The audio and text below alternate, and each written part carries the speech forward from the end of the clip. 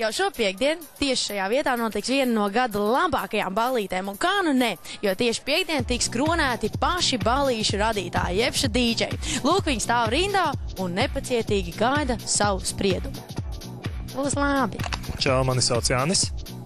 Mani sauc arī Jānis. Un mēs pārstāvam DJ Top organizētājus.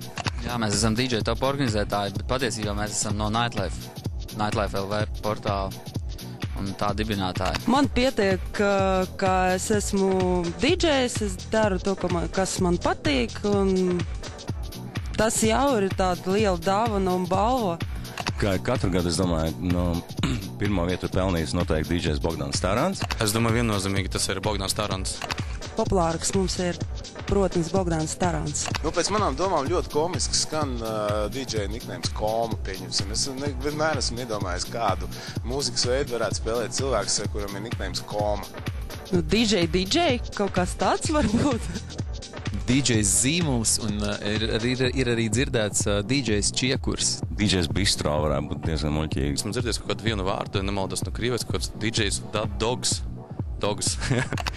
Perspektīvi jaunie dīdžeji, un tie būtu? Jā, šis gads ir parādījis ļoti lielu perspektīvu Latvijas deju mūzikas attīstībā. Es domāju, ka arī tieši šis DJ Tops parādīs interesantas personības, un tos mēs redzēsim nākamgad, un domāju, ka viņi parādīs sev ne tikai Latvijā, bet arī visā pasaulē. Es domāju, ka varētu būt John Adroids, varētu būt arī Sāti, kas ļoti veiksmīgi bīda mūsu valstī. Bīda breakbeat kultūra. Super veterāns tas noteikti būtu Bogdans.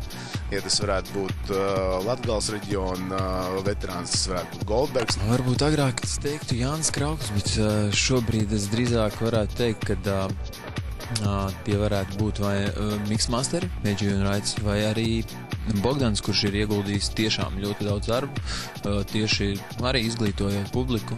Noteikti, ka Bogdans Tarants. Jānis Krauks, kurš spēlē 20 gadus vai pat 30 gadus, principā viņš varētu būt pirmais kandidāts uz to. Priekš manis tiešām kā tāds liels piemērs un skolotājs ir DJ Vītals, protams. Bet kurš tad šogad būs Latvijas labākais dīdžejs?